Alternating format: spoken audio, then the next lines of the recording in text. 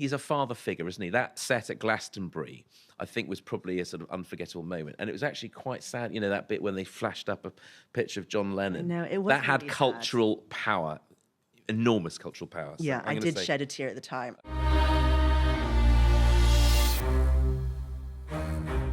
It's February 1964. A 21-year-old lad from Liverpool is in New York City. He's crossed the Atlantic for this job.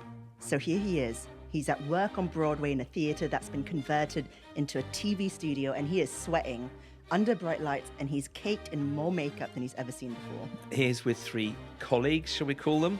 They're all wearing identical buttoned-up suits, ties, starch white shirt collars, same haircuts, of course. 2 of them playing guitar, 1 on drums. He's on bass and lead vocal, bobbing his head around in his own inimitable style, singing a song he wrote himself the previous year. The balcony is filled with screaming teenage girls, and out across America, 73 million people are watching him. He and his mates have just become probably the most famous people on the planet, possibly, as one of them will say one day, more popular than Jesus, and one day he'll be richer than Croesus. Welcome to Good Bad Billionaire, live from the Crossed Wires Festival in Sheffield. Yay!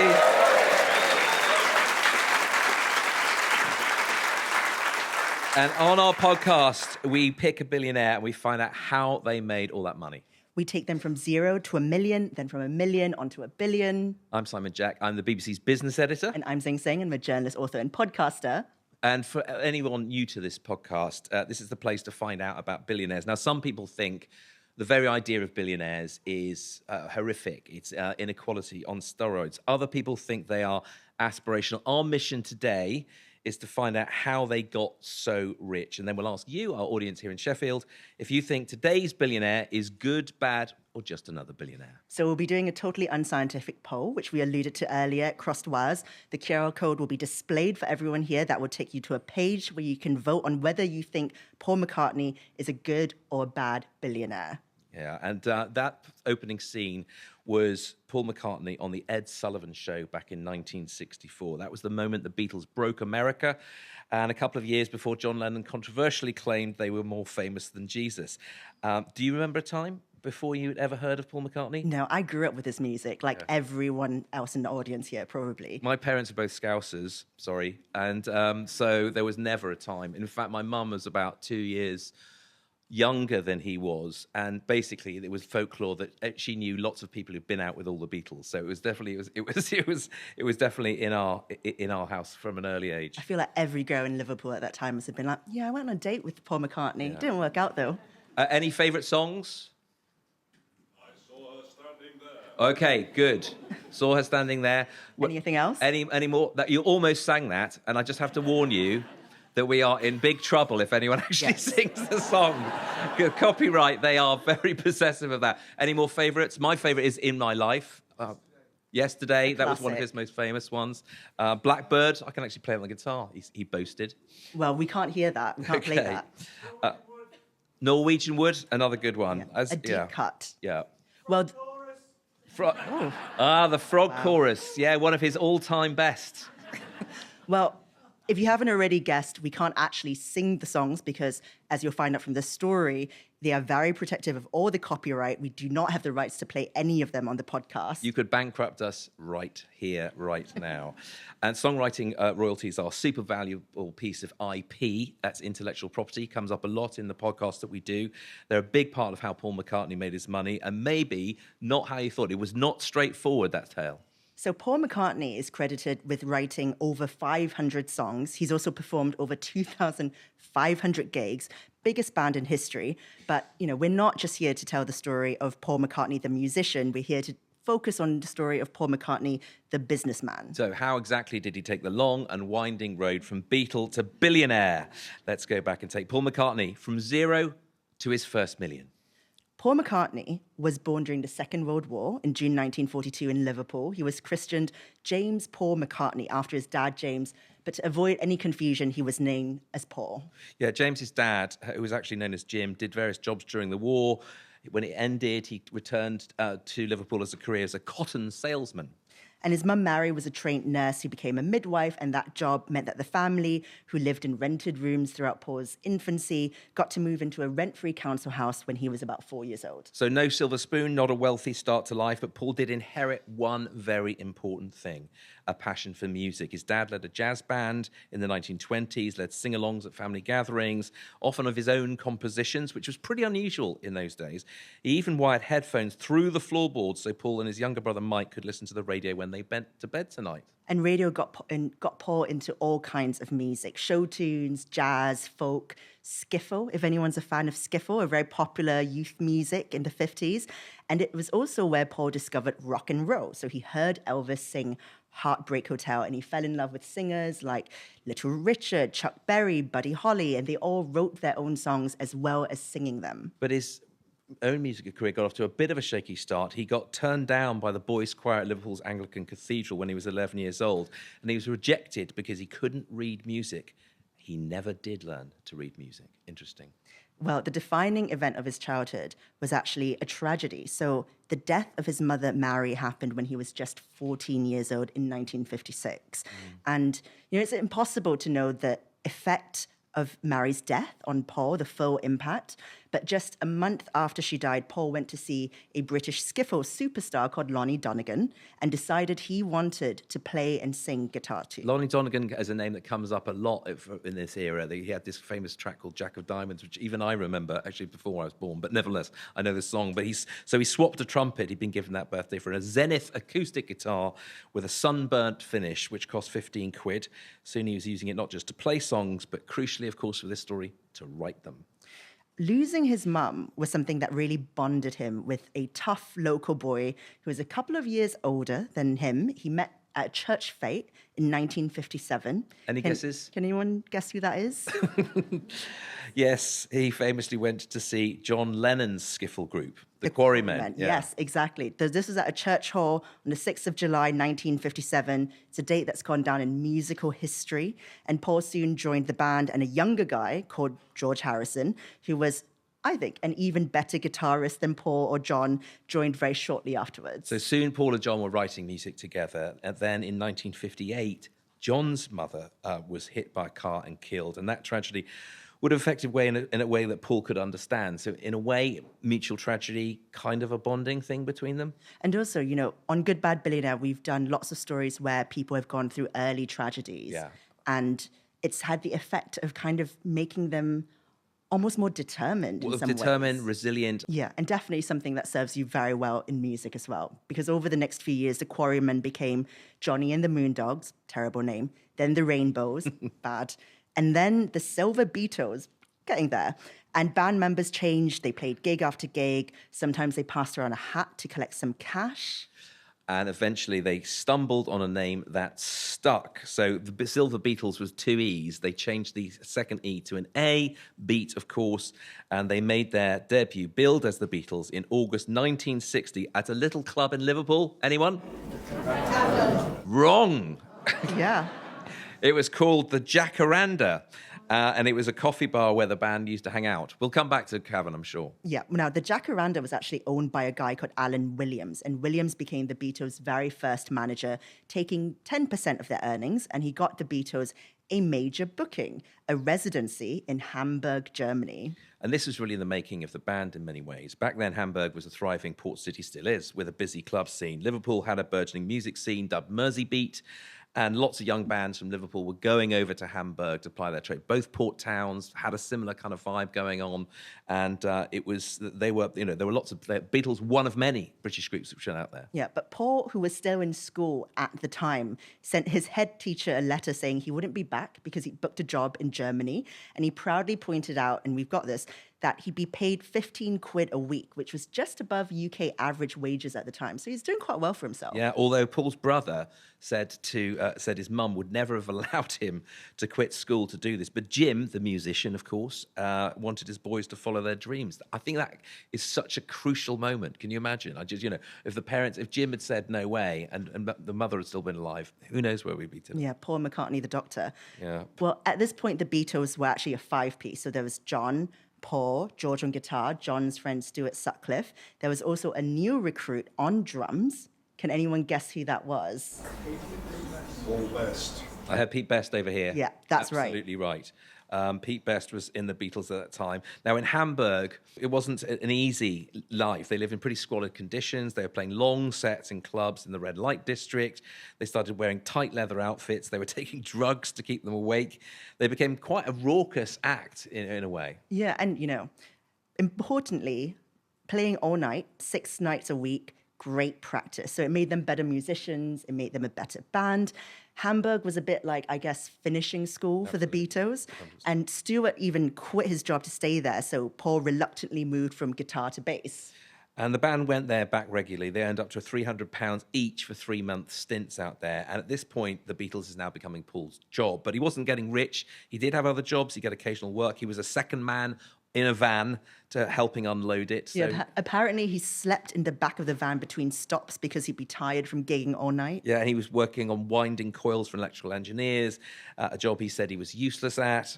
But he also quit that job when the Beatles booked another important residency, the one that a lot of you mentioned, the Cavern Club in Liverpool. And there, the band earned £10 for evening shows, £5 for lunchtime performances.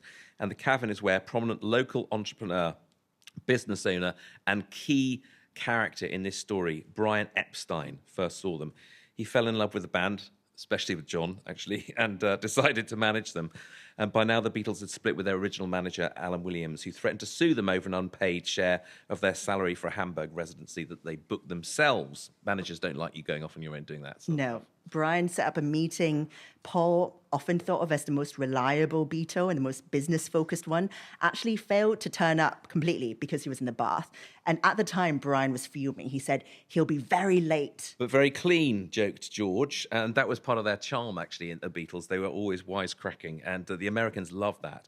Anyway, they soon signed a deal, an important moment in the business story of Paul McCartney and the professionalisation of the Beatles, or at least it should have been.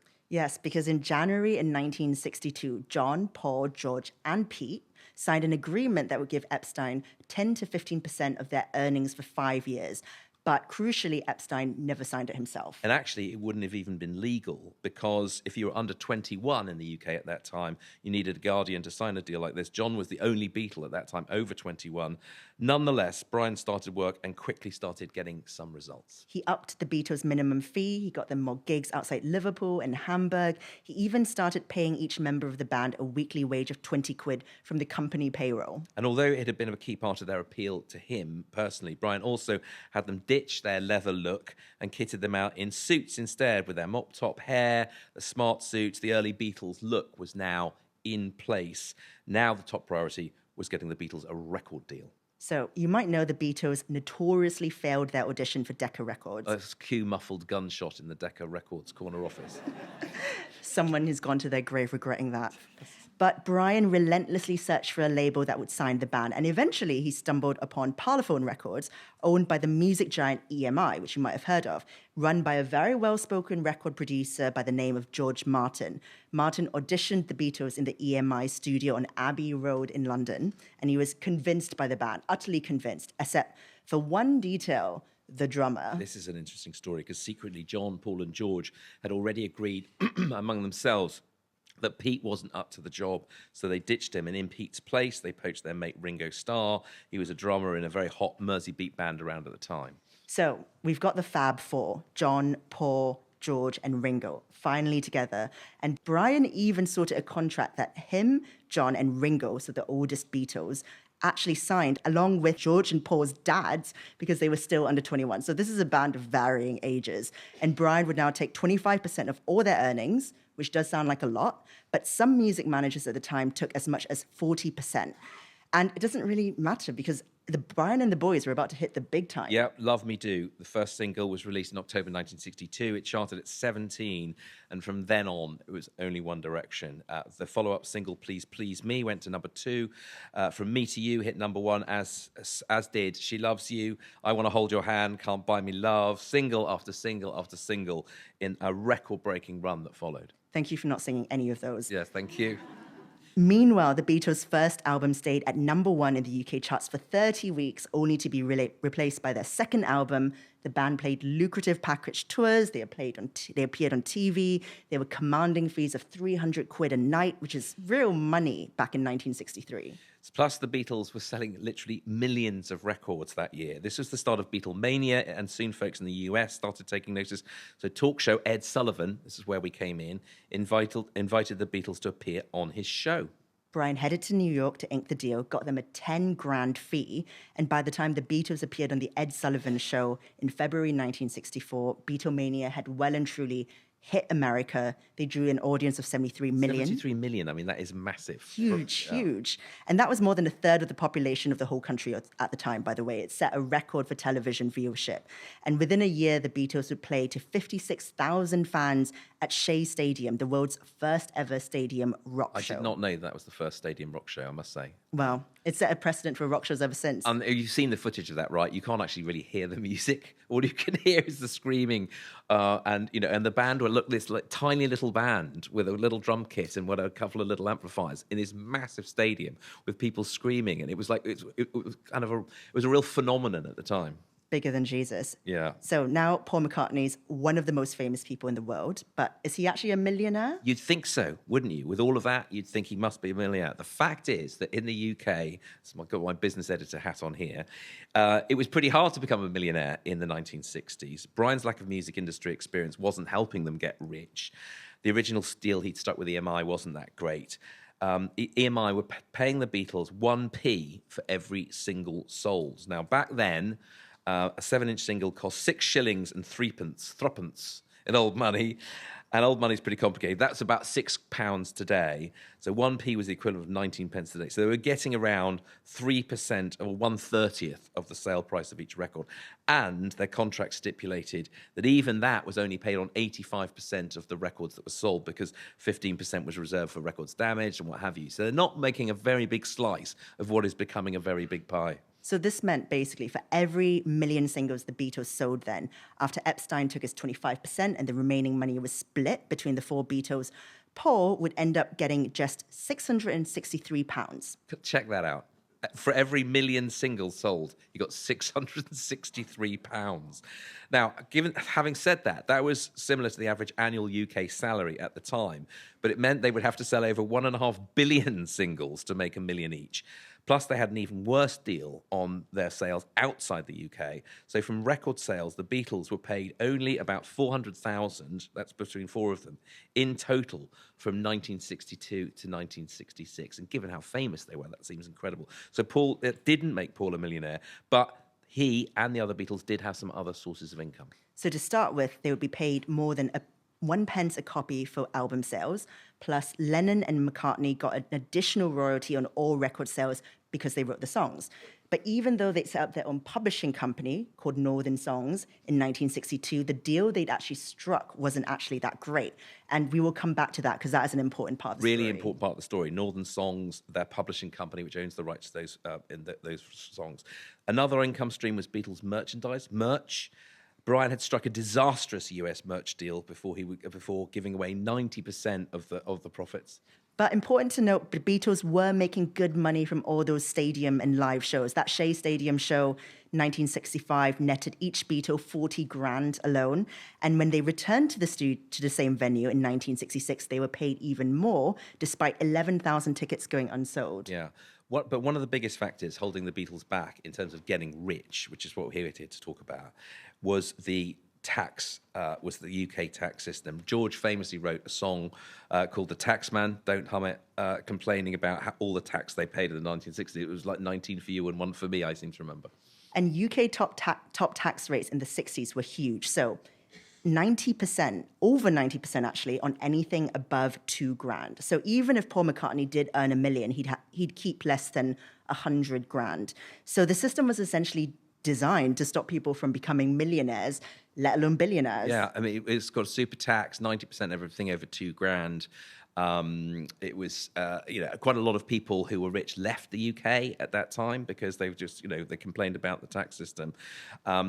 And the thing is, the Beatles were making an incredible amount of money in the 1960s. Yeah, I mean, they released 13 albums, 22 singles, sold hundreds of millions of records. Before they quit performing live, they played over 1,400 gigs. They also made 5 movies, if anybody's watched them, including things like A Hard Day's Night, Help. All of these were box office hits. So they were making some good money still. All of this activity would have comfortably made Paul a millionaire by the mid-60s. In fact, as early as 1964, Time magazine reported that each Beatle had become, in fact, a pound millionaire. The Daily Mail estimated the Beatles had earned $56 million in that same year. But even using the formula of deducting Brian's 25%, splitting the rest between the 4 Beatles, taking 90% off for tax, it still makes each Beatle just about a millionaire in UK pounds. So minus all these expenses, we can still say that they were comfortably dollar millionaires. So in 1964, let's say, Paul McCartney, you're officially a millionaire. Okay, well done. First staging post on the way to a billion. So how did he go from a million to a billion, Zing? So to start with, by 1964, the Beatles' accountants were already managing to find legal ways of shielding the band's earnings from tax. And this is an interesting little bit of trivia. They actually filmed scenes from the movie Help in the Bahamas, specifically to make it easy for them to set up offshore accounts there to avoid UK tax. But Brian thought having offshore accounts was actually a very bad look for the Beatles and the Fab Four, so he had them shut down. Yeah, and much more sensitive than people are about billionaires these days with their offshore accounts. Anyway, one thing that wasn't taxed, though, was property. So Paul and the rest of the Beatles could invest without anything going to the Exchequer. In 1965, Paul bought a big house in St John's Wood, sort of in northwest London, conveniently right round the corner from the Abbey Road recording studios in one of London's poshest neighbourhoods. Cost Paul 40 grand back then. He spent another 20,000 giving it a bit of a makeover. But recent valuations suggest that house is now worth 17 million pounds, $23 million. Wow. And it's thought to still be his main residence, still lives there. Well, Paul also bought an estate on the Mull of Kintyre in remote southwest Scotland for 35 grand. It later inspired a hit song and is now worth something like £4 million. So well done, Paul. Yeah, and very early on, the Beatles set up companies to manage their money and try and shield them from taxation. So in 1963, accountants told them there was £2 million they could either use to set up a company or give straight to the Inland Revenue. So they set up Beatles Limited, and when that morphed into Beatles & Co. in 1967, a new company structure meant the Beatles paid corporation tax rather than what they were paying on income tax. So they also improved their deal with EMI in 1966, but that really wasn't as good a deal as it could have been. So in general, you can safely say the Beatles' business deals throughout the 60s were pretty murky. And the truth is that Brian Epstein lacked a lot of music industry knowledge. It showed. And the Beatles themselves only really got a sense of the mess that Brian had got them in after his sudden death from an accidental overdose in 1967. Yeah, at the time, everyone was devastated by Brian's death. But John Lennon later, on reflection, said he thought that Brian had ripped them all off. Post-Brian, the band tried to manage their own affairs for a while. They set up Apple Corps, which they envisaged as a kind of multimedia conglomerate with a kind of hippie peace and love vibe. They were all wearing tunics at the time with long hair. Nice idea and all, and of the Beatles, Paul actually showed the most amount of business acumen when it came to running it. But by 1968, this company, Apple, was hemorrhaging money. John even went public to declare that the Beatles were in a cash crisis. This didn't go down well with Paul. He'd been working behind the scenes to try and sort things out. And eventually, Rolling Stones' manager, Alan Klein, became the Beatles' business manager, and he did manage to improve some of their deals. They even started releasing Beatles records on their own Apple label in the United States. Yeah. Can't buy you love money. And also it became a big rift between them. In other ways, Klein was a disastrous hire and in some ways was seen as a catalyst for the Beatles' breakup. Paul says he felt forced into hiring him and later said that the event was the first irreconcilable difference the band ever had. So the stakes are rising. Paul actually wanted experienced entertainment lawyers, Lee and John Eastman, to take over. They also just so happened, conveniently, to be the father and the brother of his brand new American girlfriend, Linda. So by the time Paul McCartney publicly announced he was leaving the Beatles in 1970, he admitted to being tired of arguing with his bandmates about money. So was it Yoko? Was it whatever? The money differences were a big factor in this. Worst of all, he'd lost the rights to all the hit songs he and John had written. Now, songwriting royalties, as we were saying, are an important piece of intellectual property, as we discussed. They can make a songwriter a lot of money, especially a songwriter who's written as many hits as Paul McCartney. To give brief explanation, musicians get sort of performance royalty, so that even when a recording of a song they played on is played on the radio or used in a film, they get a payment. Songwriters also get a payment, and they get it whoever plays their song. So even if it's a cover, and don't forget, Beatles songs have been covered by hundreds of other artists, and the value of those songwriting royalties can be massive, and they last 70 years beyond the lifetime of the songwriter. And we've talked about all this before on Good, Bad, Billionaire. For example, the Taylor Swift example is a very Taylor good Swift went to war over intellectual property, and she triumphed in the end, which just goes to show that songwriting royalties and intellectual property, I mean, this stuff is worth a literal fortune. I mean, she actually went to re-record all her albums again, Taylor's version, because, she wanted to have the rights to that, and knowing full well that her fans would buy her version, and therefore getting round. An amazing Exactly. episode. And if you want to listen to that, check out that episode. Check it out. It's a good one. Now, early on, John and Paul made this very important decision to have equal co-writing credit on all of the Beatles songs. And so it means that it meant that Lennon and McCartney basically split those royalties equally, even though John and Paul actually stopped writing together quite early on. Yeah, you can definitely tell a McCartney song from a Lennon song, I think. I'm sure people in this audience could do that. Well, I'm sure everyone's got their favorites.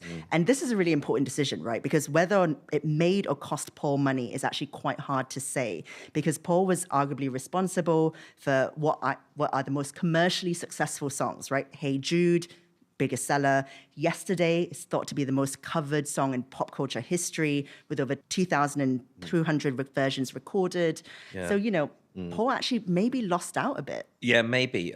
You could argue the toss, couldn't you? Some would say that the artistic integrity of some of John's songs is better, but in terms of money making, Paul was probably bringing in more of the cash through his songs. But more important is a deal that Paul and John signed in 1962 that Brian had set up with a guy called Dick James, who became their publisher. And as we mentioned earlier, they set up a company to manage their publishing rights and called it Northern Songs. Now, this deal gave 50% to the publisher, Dick James, which was a standard split in those days. John and Paul had 20% each. Brian Epstein took around 9%, which definitely isn't normal. George and Ringo had a share of about 1% each. So bear in mind, these are important numbers. John and Paul only have 20% of the company that published their songs. And a bad deal for George and Ringo, I have to say. Now, at the time, the Beatles said they would literally sign anything that Brian put in front of them. So that deal was really bad, but then things got much worse. Yes, and this is because in 1965, Northern Songs had what they call an IPO, initial public offering, selling shares to the public. And that was another move to try and ease John and Paul's tax burden. There was some tax efficiencies there. And at the time, it gave each of them what seemed like a big windfall, around £95,000 tax-free. By the way, this is in the days before capital gains tax. But it reduced their ownership of their own catalogue down to 15% each, these important numbers. And by 1969, Paul had come to understand the true value of copyright. He wanted to buy back his own catalogue of songs. And with the help of the Eastmans, he set up his own company, MPL, to try and facilitate this. But the publisher, Dick James, instead sold his shares to another company, ATV, and they became majority owners and forced essentially a hostile takeover, making John and Paul sell them their share of their own work, which must have, I think, really stung to know that your own songs creative genius disappear into some corporate kind of labyrinthine maze. And he talks about this to this day, about how big an emotional impact what that was. And something you've created like that, you have a very emotional connection to, and watching it get frustrated by a bunch of business deals must have been absolutely terrible. Yeah. And by the time they split up in 1970, Paul actually owned no part of his own Beatles songs, and his contract meant even rights to future works would also go to ATV. Furthermore, he was contracted to Apple Corps for future record releases, even solo ones. So he's basically in a bit of a cul-de-sac here. Yeah. So in 1971, he takes the dramatic move of taking John, George, Ringo, and Apple to the High Court to legally escape and break free from the Beatles, his own band, something he did eventually manage to do.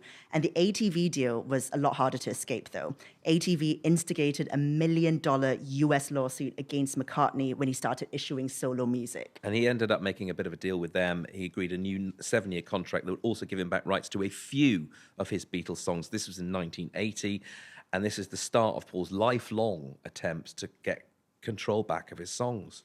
And of the very many courtroom battles, too many for us to actually go through to ensure he got what he owed for his time in the Beatles. Back in 1970, of course, remember the Beatles had split up. This was kind of the biggest news in the world. And he was being blamed for the breakup.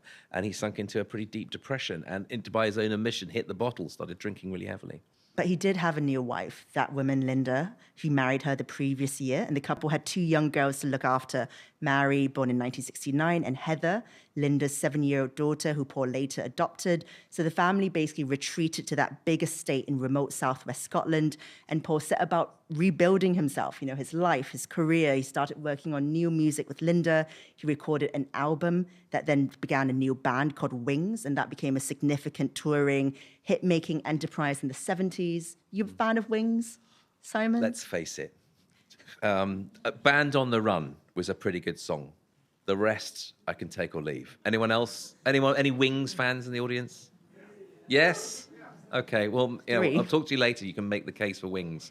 And Linda, of course, was widely mocked for her musical contributions to this band, wasn't she? Exactly. But in fact, he started co-crediting Linda on the song simply because she wasn't, this is important, she wasn't under contract to ATV, so they would keep some of the rights because she was not party to that ATV contract, and therefore they could smuggle some of the rights to these songs through her.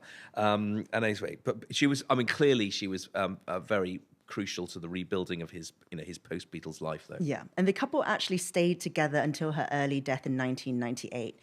By then, she'd inherited a significant fortune from her father. She'd founded her incredibly successful vegetarian food company, Linda McCartney Food.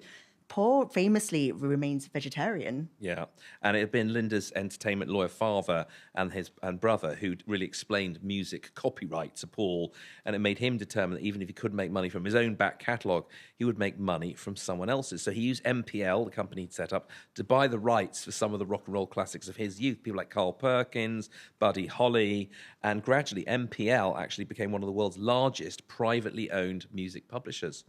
But Paul's enthusiasm for music copyright backfired quite dramatically when he explained the value of songwriting IP to a young musician called Michael Jackson in 1982. 3 years later, Jackson ended up buying out ATV's catalog, including most of the Beatles songs. Paul was furious. His friendship with Jackson came to a very abrupt end. Because I remember they did that Say, Say, Say song. I imagine what he wanted to say was pretty unrepeatable after that. Unpublishable. Anyway, Jackson eventually sold the rights to Sony. Paul kept trying to regain control. In 2018, he took Sony to court in the US to reclaim ownership of some songs. Under American law, songwriter copyright eventually returns to the writer. So Sony settled, and Paul has finally regained right to his own songs. There's a 56-year rule, and so they started coming back to him gradually over time. So he's got rights to his own songs in the US at least, but not everywhere. Songwriting and royalties alone, however, are not what made Paul McCartney a billionaire, because after the business failures of the Beatles, he kind of has meticulously managed his solo career. If you think of Hamburg as the Beatles' finishing school, then the Beatles was basically McCartney's own business school. Yeah, and since the Beatles, he's carefully protected his copyright in some unexpected ways. One notable windfall came when he and the other Beatles sued the other Apple, Steve Jobs' Apple, for infringement of their copyrighted name. He actually sued Apple multiple times over a 30-year period, and the feud came to an end after Jobs launched Apple Music and ended up buying out the Beatles' Apple trademark for $500 million. So that's a nice chunk, isn't it? And I remember this because basically the agreement was when Apple set up, they said, we've got no problem with Apple using the Apple name as long as you're not in the music business. But then, of course, the iPod comes along, then Apple is in the music business, and this is when they basically, but $500 million payoff. And that deal paved the way for the Beatles songs to start streaming. Because back in the old days, the last time you bought an album, you buy an album, you buy a T-shirt. That was it. Your financial relationship with that act is over. But now, with streaming, your financial relationship with a band goes on and on. It's like a never-ending trickle in some cases, flood of money in other cases, which goes on in perpetuity. So it's really changed things. Especially if you're the Beatles and people are streaming your music all the time. Exactly. But, in 2008, Paul, it's important to mention, Paul divorced his second wife, Heather Mills. Court records at the time showed he was worth £400 million, which was the equivalent of $800 million at the time. So the eventual £25 million divorce settlement didn't actually have that much impact on Paul's overall wealth. It's pretty acrimonious, though, if you remember the scenes from the court. I don't think either Heather Mills or Paul McCartney came out of that one particularly well, did they? No. Well, I mean, Mills did pour a jug of water over McCartney's lawyer's head at the end of the divorce case. And the tabloids really went for Heather Mills as well at the time. I remember that. But anyway, since then, Macca has released a prodigious amount of music. This is an interesting stat. 27 albums since the Beatles. If you could name more than 5 of those, you're doing well, I reckon. He's also continued to play huge live shows. Touring's become increasingly lucrative. You remember seeing Glastonbury. That was an amazing set, wasn't it? I think you were there. Yeah, I was there. I actually shed a tear.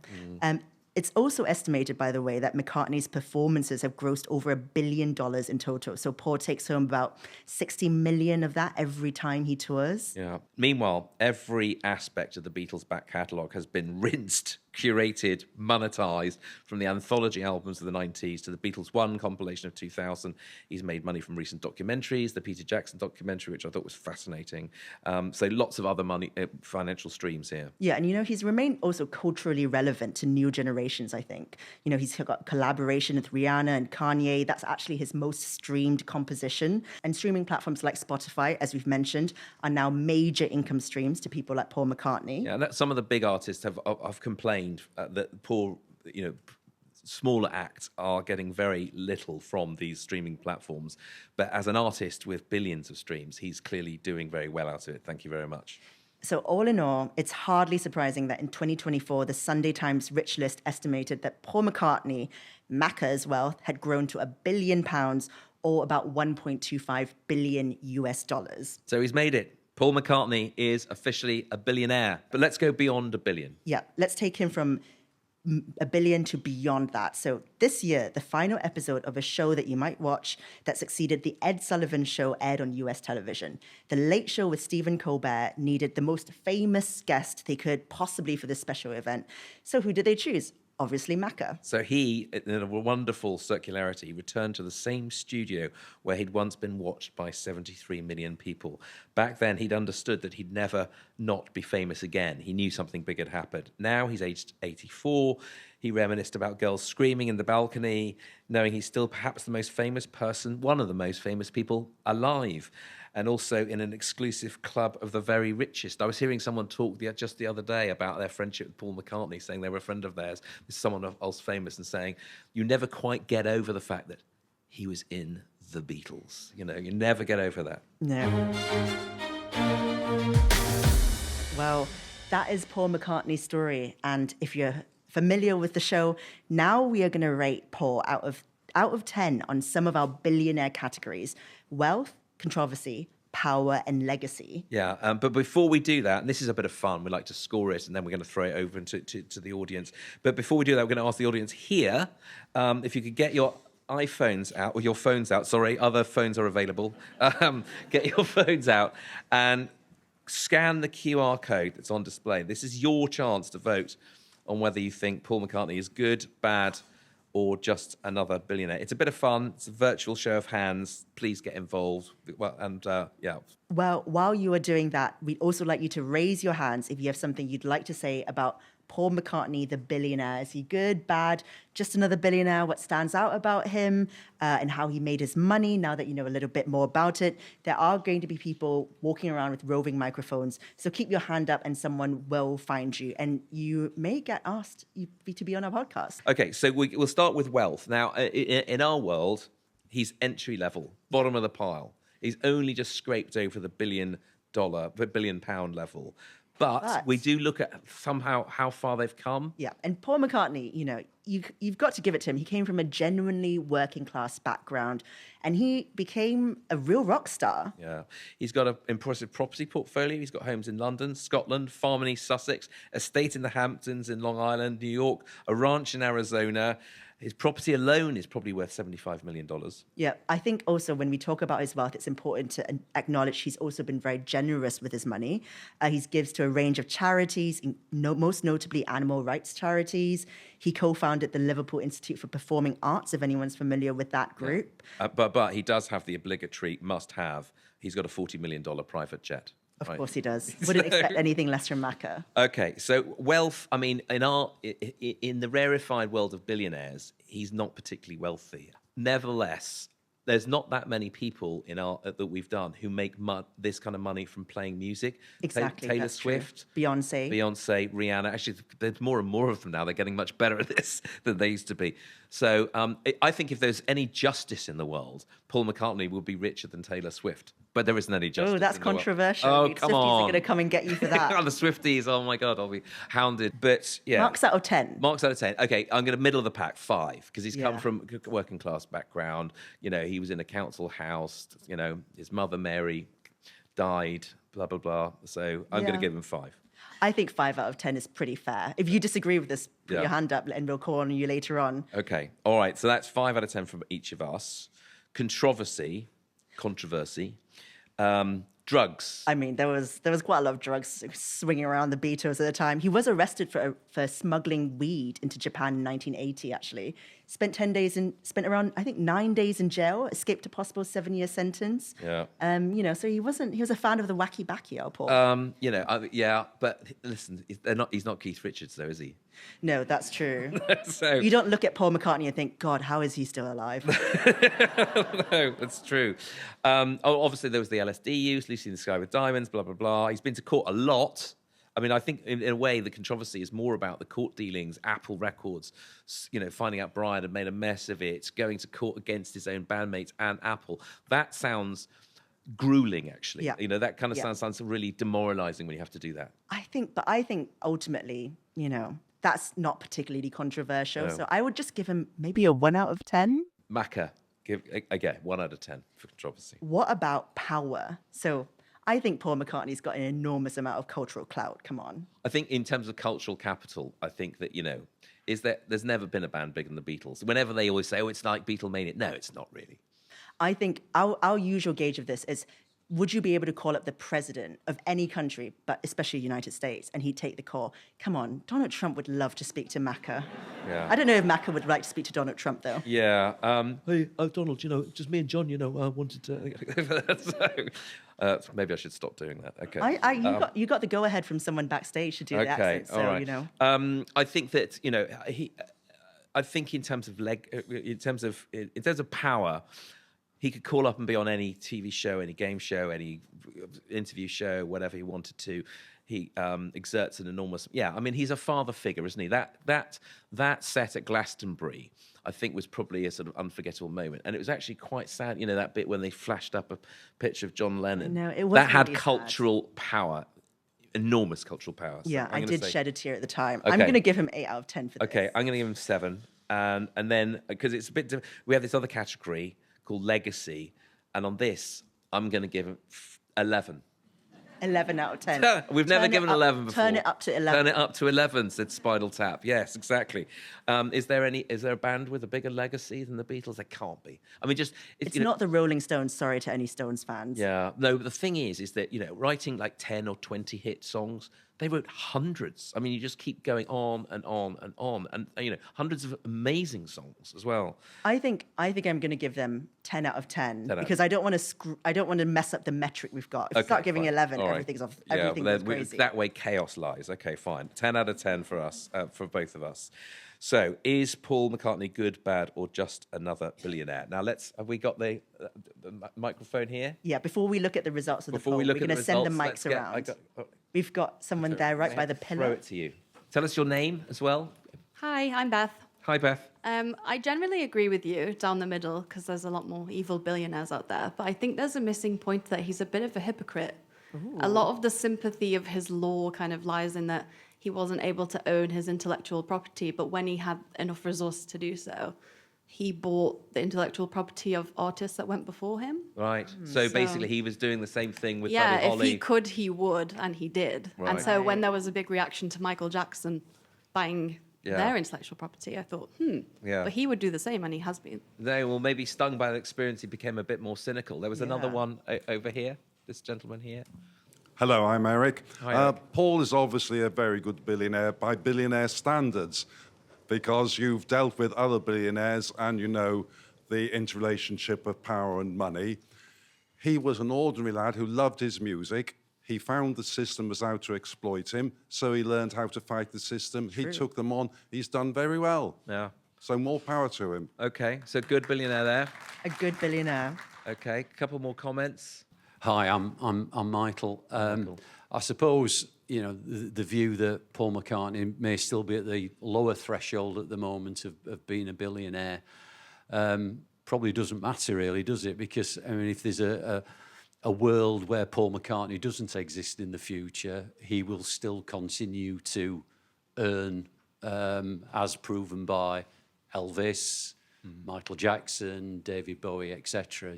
So the ability to continue to earn after after death. Yeah. It's The interesting because estate. basically the estate gets the performing rights or the publishing rights for 70 years after the death of the person who wrote them. My wife's dad was actually a composer, and so he went through that as well. He won a couple of Oscars and all that kind of stuff. And that money, we didn't get a penny, by the way. It was really annoying. But Yeah. Important to note, there's a reason Simon is here and not exactly. But yes. So and also I think with the streaming thing as well, the Spotify playlists, Apple and Amazon and whatever will continue to pay the estate of that person for decades to come. And it just depends on how famous and popular your music Which is why, by the way, this revenue stream, which goes for a long time, which is why David Bowie was one of the first people to securitize his future songwriting royalties, because basically it's just like a bond. You've got income coming in for a long time. Yeah. You can give that a current value. And he sold his, I think, something like $50-60 million years ago. And now a lot of the big acts, Neil Young, Bob Dylan, are selling their back catalogue. And it's also why private equity is also getting massively involved in the music business. But let us go to the vote, because I hope you've all voted here in Sheffield. It is time for the results. And you have voted that Paul McCartney is, drum roll, a good billionaire. What a surprise. Now, I'd like to thank everyone for turning up today. The next episode, we'll be back in the studio discussing the Chinese chili oil billionaire Tao Huabi, who I'd never heard of. And then I realized my kids have got this stuff and they put it on everything. Yeah. If you have Lao Gan Ma chili sauce, you've made her a billionaire. Yeah. Thank you all so much. And really fun to meet you all. And I hope you enjoyed it. So thank you.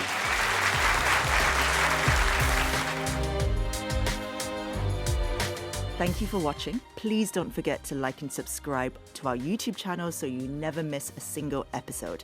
And if you're watching in the UK and would like to listen to even more episodes of Good Bad Billionaire, follow the link in the description.